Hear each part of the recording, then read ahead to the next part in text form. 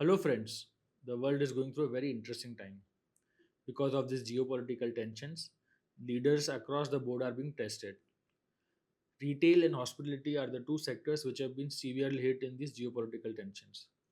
Today, in this episode, I brought in a guest who has worked with a lot of retails and hospitality chains across the globe. He's worked in several continents, including Europe, Asia, and is now settled in Middle East. In today's episode, I am trying to find answers to some really tough questions. Questions like what is that one thing that leaders are not quitting? What is that one thing the leaders are doing so that their staffs don't quit? So please stay tuned as we deep dive into such questions and see what are the true traits of a leader, how are they emerging as a winner in these tough times. Hello to all our viewers and hello Jeff. Today I have with me Jeff. Jeff, I know what you do for a living, but I actually want you to introduce yourself to the audience. And we are looking forward to having a great conversation today. So, Jeff, over to you. Thank you. Jitendra, thank you very much for having me. I've enjoyed all our conversations so far, so I'm very honored to join you in your podcast for your audience. I'm Jeff. My background is hospitality, retail, and other customer focused operations. I worked throughout those operations and in most of them recently as general manager. What we're doing now in Dubai is we're helping SMEs and scale up companies to really focus on having the right middle management pipeline ready to actually scale their operations or to replace quickly when people are moving on, which is always a reality of life. And also, as part of that, to build succession planning for middle management, we're helping with the development and the transition of young emerging leaders into those roles. Wonderful, wonderful. We are having this conversation at a very interesting time. We are hearing news of a lot of geopolitical tensions, then a pause is being announced, and then restarting of a lot of operations which are not good for humanity. But Yeah. having said that, Jeff, I would like to ask you, I'd like to start with what is that one defining moment that you look at people where people suddenly, peoples and teams, you see that no, this can be a break moment or this can be a inflection point where you want to the team can scale up quickly. So, what are those moments that define teams and leaders? You very often it's the more challenging moments. I've worked across Europe, the Middle East, and Southeast Asia before, and while you gain a lot with regular stability and day-to-day running, which it has never a dull moment, and people grow and everything. I found in the various industries I've worked that moments like what we're experiencing right now, also in the Middle East, can be defining for businesses and their teams, and especially how they go about it to handle this situation and to make the most of it, because there's always a day after when things go back to what you may call normal, but where business is picking up, where you want to have your teams ready. So, so what is that one thing that you feel that no? I think this is a test of the leadership for all leaders currently, especially for the leaders based in the Middle East. What do you think that what would be that one quality that would define good leaders and separate good leaders from great leaders? From my experience in situations like this, or any period of change, be it company driven or external factors, what really helps move things forward is leaders who are present, who Mhm. answer questions, who explain the why, give a vision, and who help with stability and being there.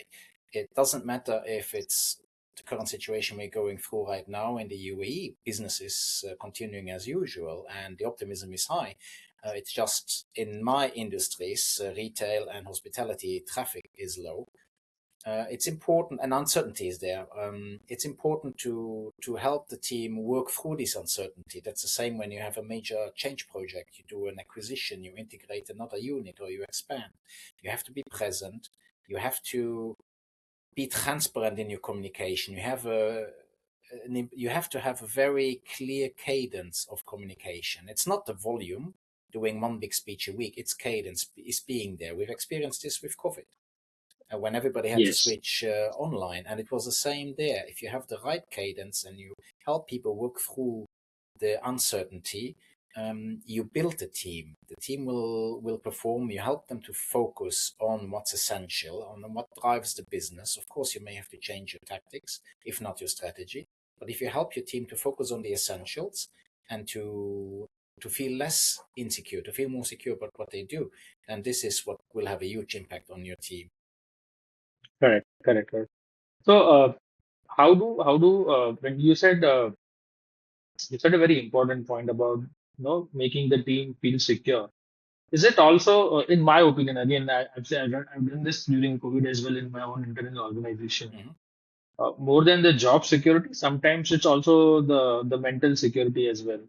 A lot of people might be having young families, they might be having aging parents, and they are worried.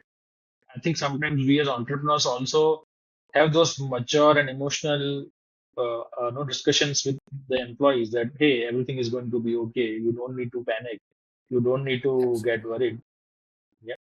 Uh, uh, Jeff, I also wanted to understand as a senior leader or a senior entrepreneur, how does one tackle HR and systems in current scenarios? You mentioned that in retail and hospitality, the traffic is very low right now. This can have a impact on the morale of the staff, right? They might be Mhm. thinking that no, the business is not the usual. How will my organization survive? So, as a leader, how do you approach such kind of situations? You mentioned, and you made a distinction there, Jitendra. You talked about leaders and then you talked about HR. And many companies, they may rely on HR to handle this, but I think this needs to be a holistic approach from leadership. You cannot leave the well being of the team, those conversations with the team on insecurity and on helping them to focus. You cannot leave it to HR, the people team, or whatever that very important function is called in your organization. You have to involve every leader, be it from senior leadership down. CEO, of course, the CEO has, or the founder has very often different priorities, but the COO, HR or talent, absolutely. And if you're a big organization, every manager you have, they need to be involved in spreading the focus, in helping the team to focus on what matters and on feeling more secure and giving them reassurance. Yes, yes. That's the right thing. What kind of activities would you suggest is all hands townhouses or leaders just being present on the floor and speaking to one on one?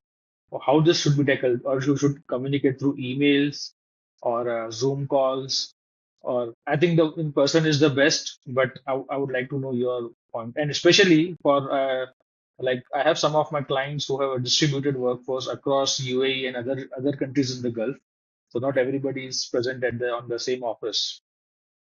Correct. So how do you? Yeah. The businesses I mentioned earlier, many of them are still in person live. So you have those conversations one to one. What really helped during COVID, and I was in retail at the time, is a morning all together team meeting, giving the message for the day, the focus for the day, or checking in on things we worked on yesterday. Part of the operation was in the store. We switched to online ordering and pickup in the store, and the rest of the team stayed at home and we focused on development, learning development and growth for the team members. And then you do one-to-one check-ins, be it online or offline.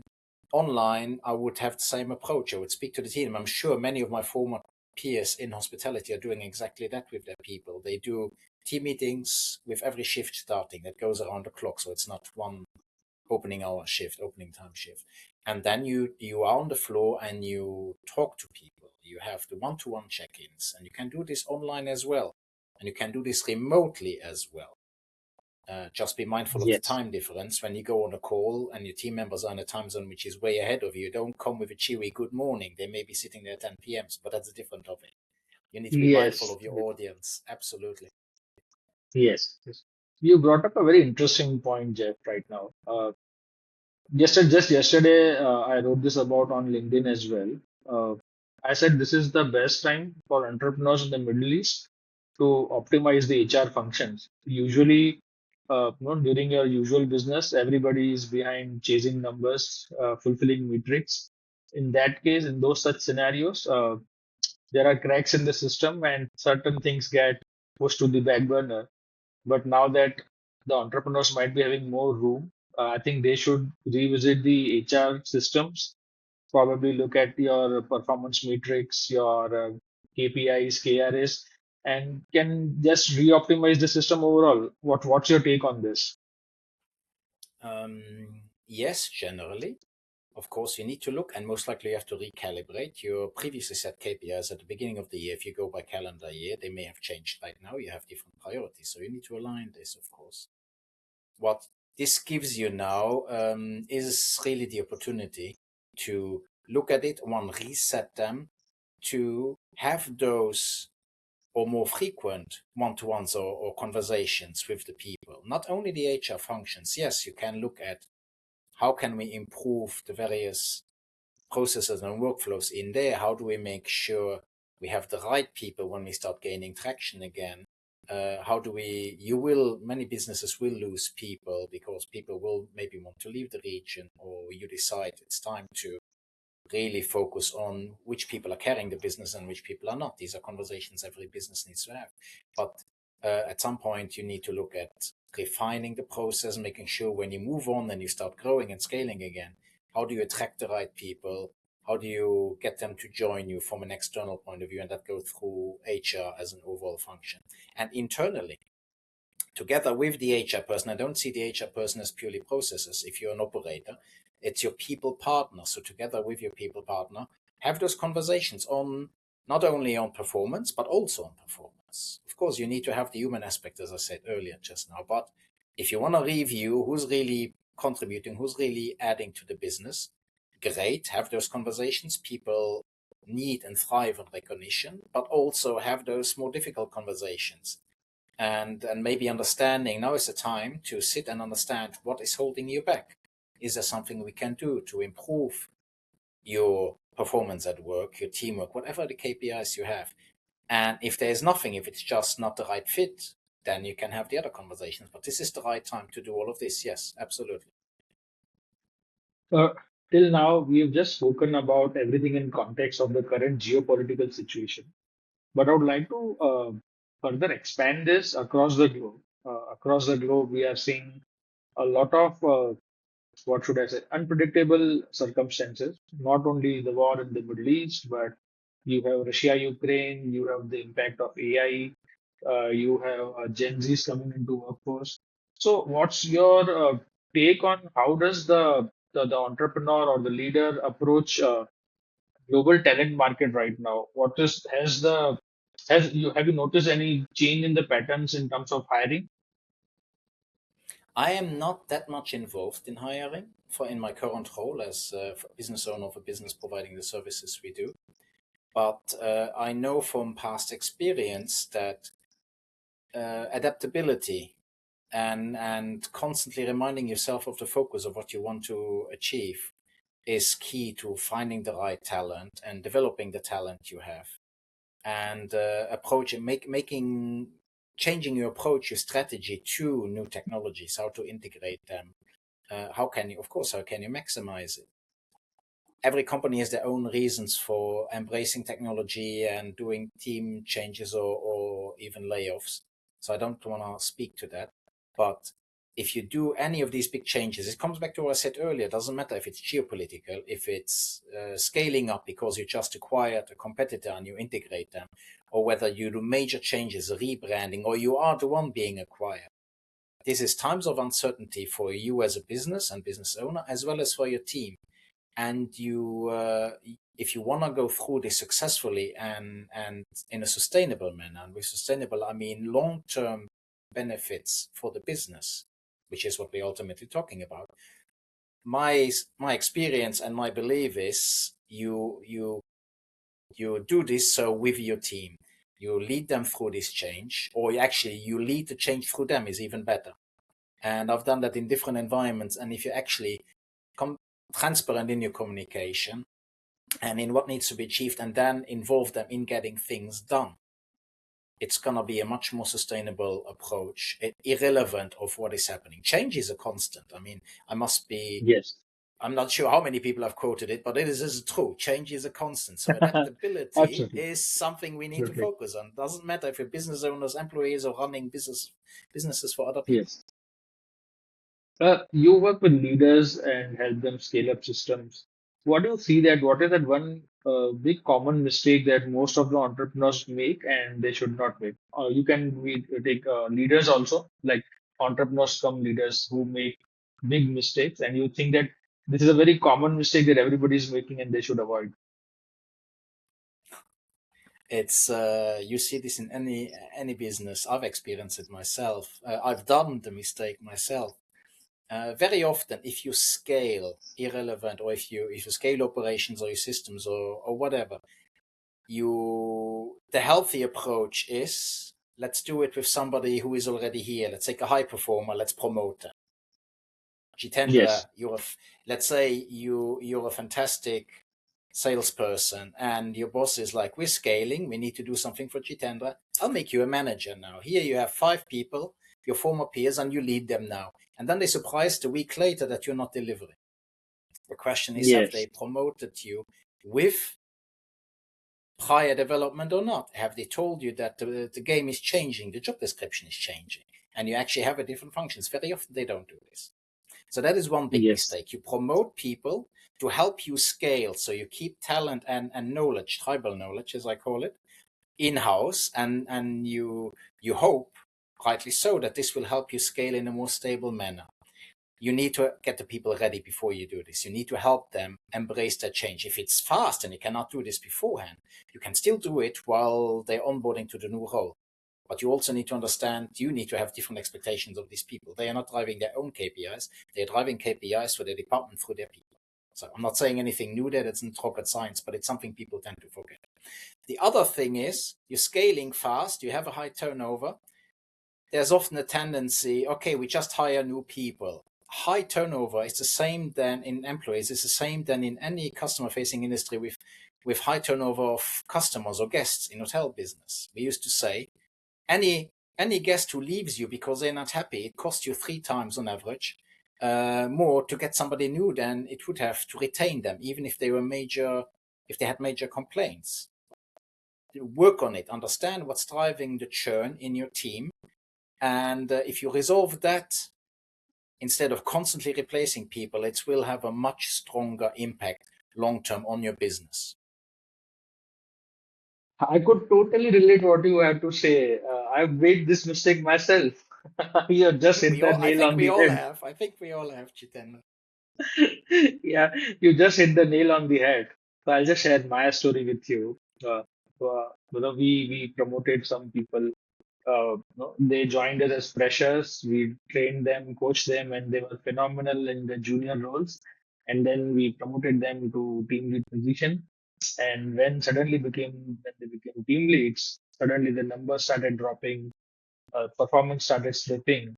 And when we had conversations with them, it was always about the external factor.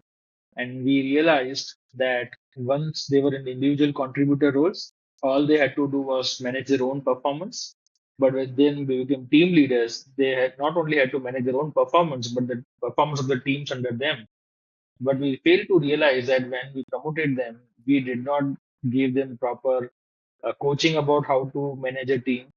We did not explain them that there are certain challenges in the upgrade, and we just thought that they will just keep performing the way they would be doing in an individual contributor role. And now that I look back, what you said, I think this is a classical mistake that most of the entrepreneurs are making. And while you were giving this answer, my entire life was flashing in front of me. Like past 8 years, I've done this mistake over and over again. Yeah, Yeah, absolutely. yeah, And I think, if I may add a personal observation there, very often still HR is seen, and I've worked before Dubai, I've worked in Europe with some startups and scale ups. And the focus there on HR was get an HR administrator to do the paperwork. There was no strategy for people. If there Yes. was, then the biggest investor in some cases said that's an expense we don't need right now. So hiring new people or developing people was not a priority. Well, hiring people was a priority, developing people not. And the hiring was then driven by the input a senior leader who needed people gave to HR, focused on technical skills and experience. Whereas if you have a healthy setup, the hiring should be done between the person, the hiring manager who needs the people, and the talent partner. Again, whatever you call that Yes. role, to have the human, the mindset, and the competency insights. And when I talk competency, I don't talk technical competencies. I talk interpersonal savvy, communication skills, etc. Yes. Yes. Yes. Yes. I think that you made a very wonderful point there. Jeff, I'm also interested to know your work across continents. What patterns do you see which are similar in, let's say, leaders in Europe or the US or Asia? And what are the parameters that separate leaders in these three continents? So the common points as well as different points. The common points are what I mentioned earlier, the biggest mistakes people make. Or if you look at the other side of that coin, the successful businesses are the ones where they don't make those mistakes, where they're people focused. That's something common I've seen across the different continents. Of course, what's different on each of those continents, and even within the same continent in the country, is culture. Generally speaking, the Western, the European, the American culture, and I've worked in those as well, and for businesses there, is day and night difference to what we have in the Middle East and in Asia. Yeah. But you can't generalize this. I spent the last 8 years before coming back to Dubai in Switzerland, and culture changes from canton to canton. Even within cantons, there's a different culture. So it's the same across. So the differences there is culture, and the culture impacts on how you communicate, how you approach situations, how you approach people and challenges. Very often, Can you? I was working. Yeah, I give you an example. I was working for Western companies a lot, Western brands, Sheraton, Luxury Collection, Star Wars brands, which are now Marriott, and other companies.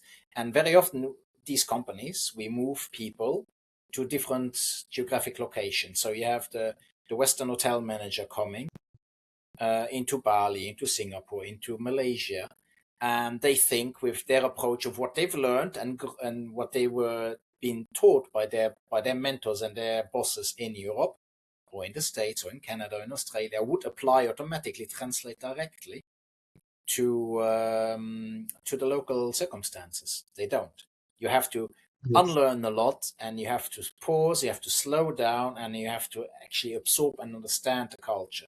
And culture is very often a big part of it is listening. And an old saying from one of the books I read, seeking to understand first before you actually contribute. And that's Yes. the big differences. And good leaders who make those transitions are those who are culturally aware, who actually have a well developed self awareness and cultural intelligence and emotional intelligence, of course, which is not to be underestimated. Yes. Yes. I can totally relate to that as well. Uh, I feel in Asia, usually the business is more relationship driven. Probably in the Western countries, in Europe and in America, probably in Australia, it's more performance driven or transaction driven. That's what I feel as well. Yes. Huh. Jeff, you brought a very important thing into discussion called the beast called culture. We've all heard that the culture eats strategy for breakfast. We have ample examples of that. But with companies and going into transitions now, like work from office, then hybrid, then completely remote, and there is a lot of adaptability on the way. Sometimes you work remote, sometimes hybrid, and then there is a factor of geopolitical situations. How do you define culture in this sense when everybody has other priorities? And if you are able to successfully define culture, how would you, as a leader, try to maintain that culture? And this is a question that I'm personally grappling with myself because also in a growth phase in my organization. Mhm. So yeah, I wanted to hear it from the expert. Culture. You have the geographical culture, the country, the heritage culture, which has a huge impact on everybody. But the culture within your company is something you build, and it's something you set from the beginning.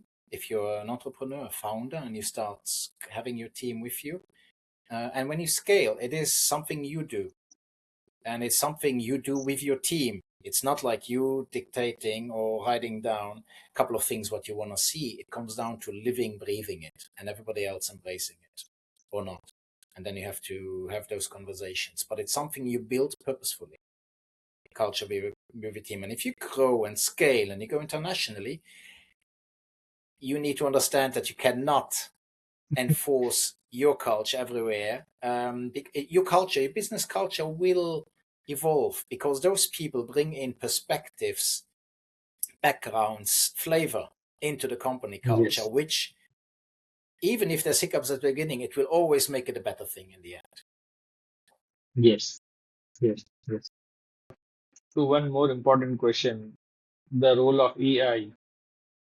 How has AI impacted leadership and culture in current scenario? And where do you see the impact of AI going forward? A lot of companies are just downsizing, citing AI adoption. But sometimes I feel that you cannot live without people in organization. Like AI cannot replace you 100%.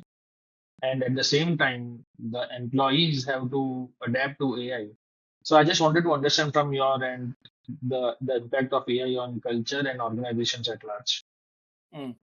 It's a very interesting topic you have there. I can't speak to big organizations cutting their workforce because they embrace AI. I personally believe AI is a tool which can help you improve your business, lead better. It can help you, and I'm talking at the low level of implementation. I'm not talking high level, major technical structural changes. I'm not qualified to speak to that. But as a user myself who has learned the last 3 4 years to use and integrate different generative AI tools, I see huge potential in those tools in actually streamlining your work, helping you as a leader to focus on what matters, which is, I used to say, which is your people. But why do we focus on people? Because they're actually the ones executing your strategy and driving the results. So you focus on your people in order to drive results, and you use the AI tools to save time and all the stuff which is important and sometimes critical, but it's not the essential focus of a manager. Once you get promoted and you have a team, it doesn't matter if you're a supervisor, a manager, a director, or higher. A large part of your responsibility is the team, are the people. You cannot run a team Yes, and be in your office and in meetings and on spreadsheets all the time. That just doesn't work long time. I know there's people who correct. will disagree with me on this, but that's my view and my experience of the last 25 plus years.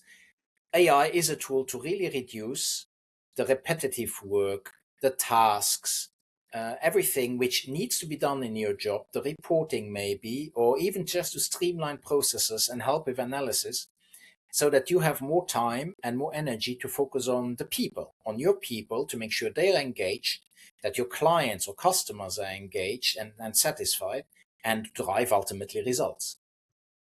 Yes, yes, yes, yes, yes. That's a very valid point. I think the over usage of using this excuse of AI, probably sometimes I feel companies are doing going a bit overboard. There we have seen ample examples of AI experimentation failing and then companies reversing the decision and going back to manual and going rehiring people basically. Yes. Right?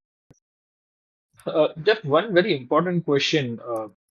How have you seen leadership traits changing in the last 1 decade or so? I think the last 1 decade has been full of black swan events. Like we've seen wars, we've seen COVID.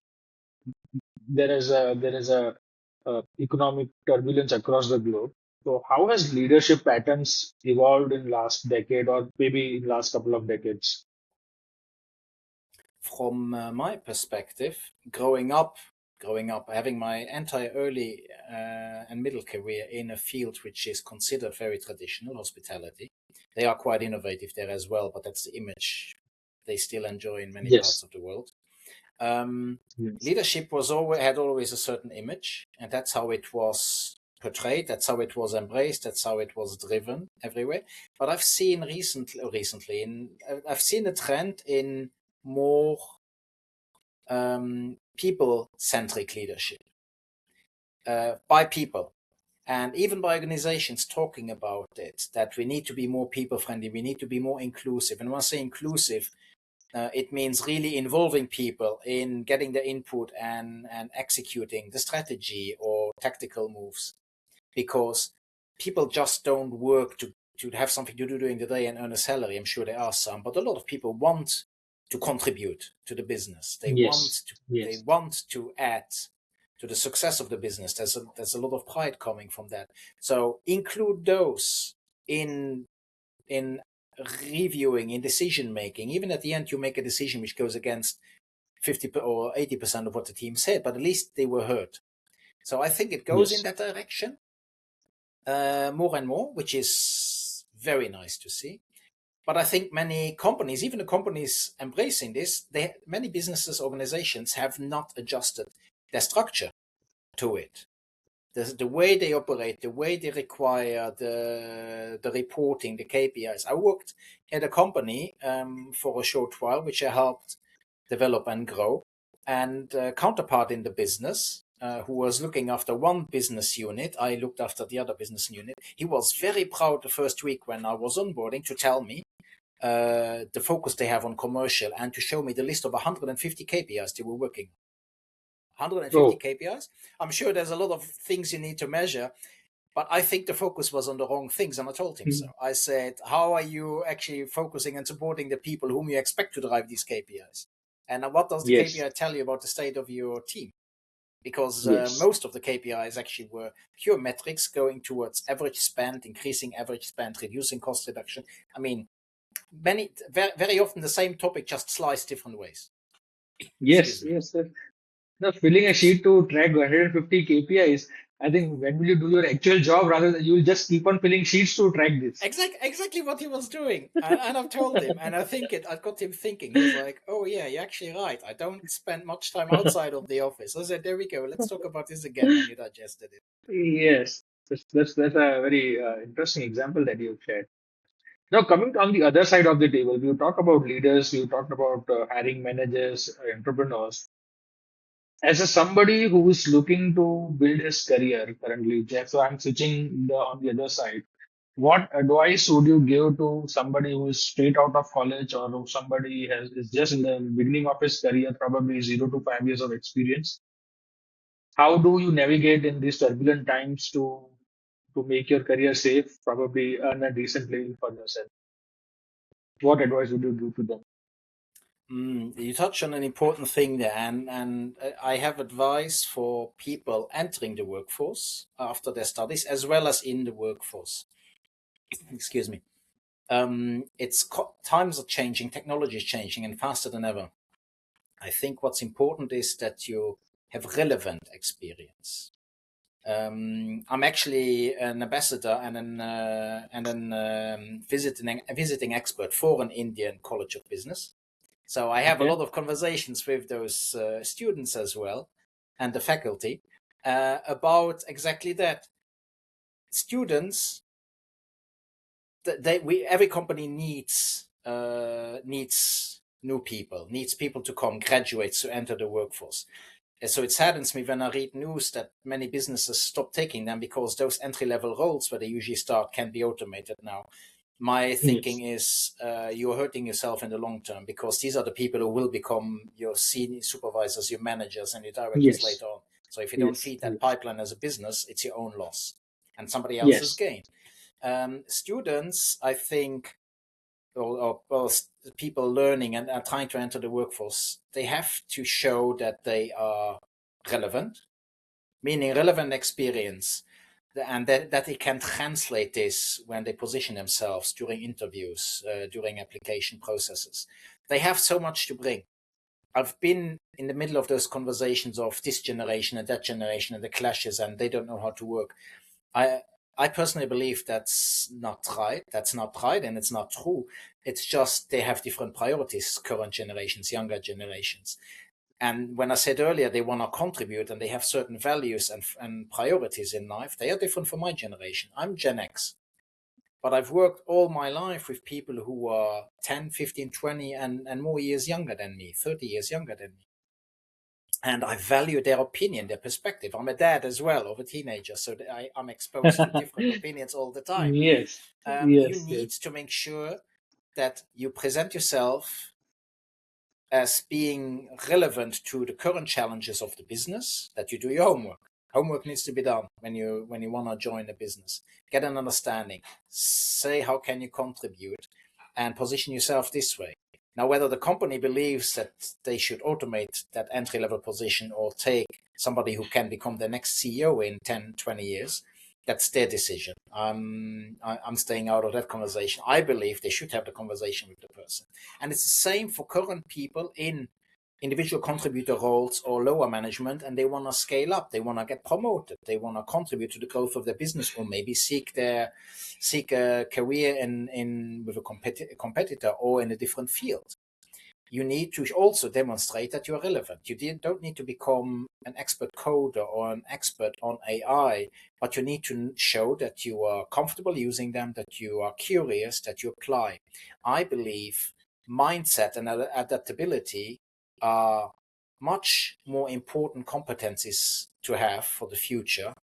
That's irrelevant of the role you're having or at the level you are than anything else. Skills, hard skills, can be taught. That's what my retail time was with Apple Retail, and when I had my first interviews, I said, I know nothing about tech, Jeff. We don't need you to know about tech. We have people who know about tech. We need you to do what you do best with people. And we did the same. Wonderful. We hired people in manager roles or supervisor roles for the technical department. The entire selection process was not based on technical skills. It was based on interpersonal savvy and other competencies, what people call soft skills, sometimes dismissively. I think they are the core of what makes somebody. And technical stuff you can teach them. And that really made click in my mind, because in hospitality, very often we focus a bit too much on experience. And sometimes you get a Yes, superstar coming in from the outside, and that person totally destroys your team because they have the wrong mindset. So it's the same for here. Show that you're adaptable, show that you're curious, and that you have learning agility, that you can upgrade your knowledge and your thinking, and you can unlearn.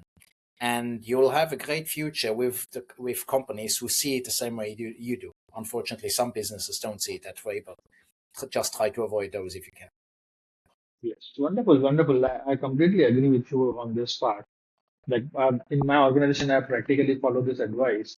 We hire a lot of freshers. We hired a lot of females who have restarted their career after a marriage break or a maternity break. Some people who have restarted their career after 20 years. We hired somebody who was a homemaker for 20 years, and after 20 years, she joined the workforce again, Mhm. and she performed phenomenally well.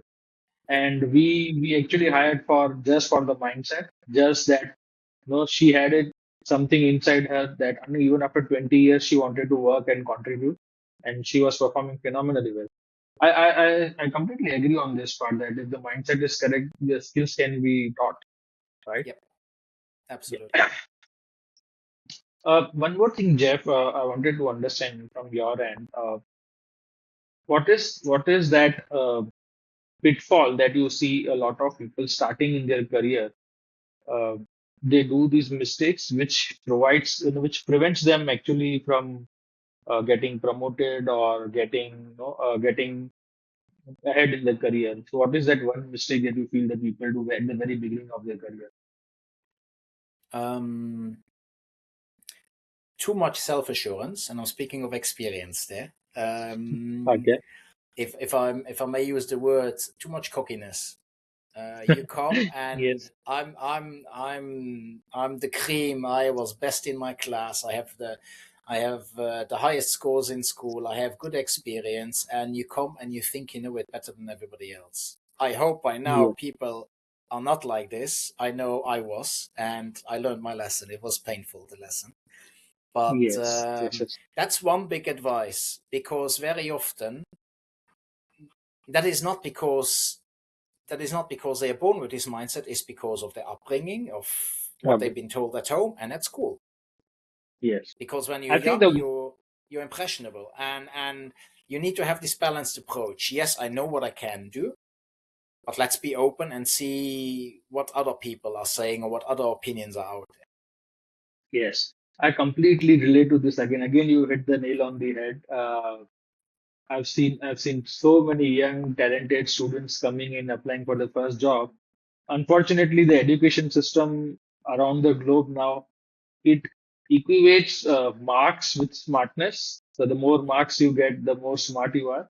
But it's always the backbenchers who actually do well because they want to prove. And somebody who's coming with high grades or great marks, it's not necessarily always that they can perform in the real world scenario, there. right? No, not always. No, and it comes And back sometimes also to relevance. yes, yes. And in case even if you have had good grades in school, but you need to prove yourself again in the organization that has hired you, right? Yep. So you cannot just rest on your past laurels in academia. No, cannot. Different worlds altogether. Absolutely, absolutely. We are actually nearing the end of the podcast. So we are mantras to success. Jeff, I wanted to understand your one personal mantras to success that you follow in your life, and one mantras to success that you would like to give to the audience of this podcast. My mantra to success, it has changed over the years. I Uh-huh. was one of these very self-assured, young, energetic professionals when I entered the workforce. My success is based on my own definition of success. Many people have their own definition. At the beginning, it's very often driven by what you're being told. What is success? Climbing up the career ladder is success. Getting a higher and higher paycheck is success. And there may be people who really enjoy this and they thrive on this. Absolutely, I know they are. My own mantra is based on what is success looking for me, and that for my success is to have an impact on the world, because I am, even though I'm by preference an introvert, I'm very passionate about growing businesses and help on being successful. I was also a bit competitive when I was running businesses through your people, because there's nothing better than sharing that pride and the celebration. So I'm very much focused on contributing with other businesses to achieve this, build this culture, strengthen this culture, so that they can celebrate with their people. That's my work Mm. success.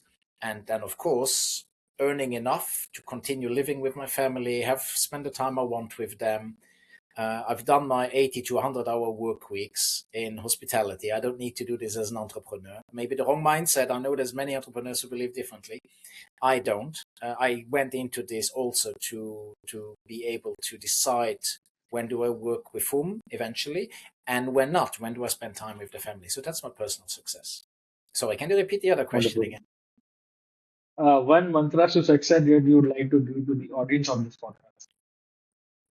One mantra to success: always be curious. Be curious.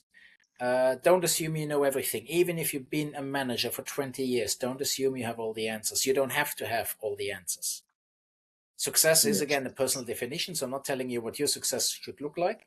But if you want success in work and you're leading people, be open minded, be curious, and don't pretend you have all the answers, because they know, I know, you don't have the answers.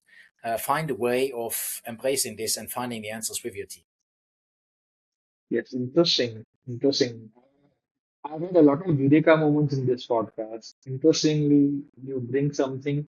I see a lot of managers, for them, not knowing the answer is like it's humiliating to them. It's like it's not acceptable not having all the answers. And I Absolutely. always say to my team, boss, I am also a human being at the end of the day. Yeah, I may not have all the answers, but I can assure you that I'll find out an answer to give it to you. The yeah, correct answer, right? But absolutely. a lot of managers that I interact with, it's a crime to not know all the answers. I think that's a very valid point. I think at the end of the day, we all are humans, and we Yes. should always be curious. Absolutely. And if I just may add something on this, Jitendra, I wasn't born with that experience or wisdom. in entrepreneur language, I've done a career pivot several times. After 25 years, I moved from hospitality to retail, so I had to start from scratch. I had to learn a lot. I had to make mistakes. I pivoted into domestic cleaning, an industry I knew nothing about other than the cleaner I occasionally hired, but operating it with 2,000 employees was different. So I had to be honest that I didn't know the answers, because if any pretense, I would have lost credibility. The team would be like, "You just joined. How do you know anything?" So it was for my Yes. own self survival and learning journey that I had to admit this, and being open about it actually strengthened the bond with the team, the trust they had in me and me in them, and it really made for great collaboration, great teamwork. Yes. Yes. Yes. With this, we come to an end to the podcast, Jeff. I thank you so much. You shared very incredible and absolute fantastic insights today for me and for my audience as well. And in future, if time permits, we can have one more podcast with evolving times. Go ahead. I'm always available. This is, to be honest, my very first podcast. So I am It did not understandably nervous, but thank you for making it so comfortable for me, Jitendra. it did not look like it. It was your first podcast. You were very natural and full of confidence. Thank you Thank you. so much.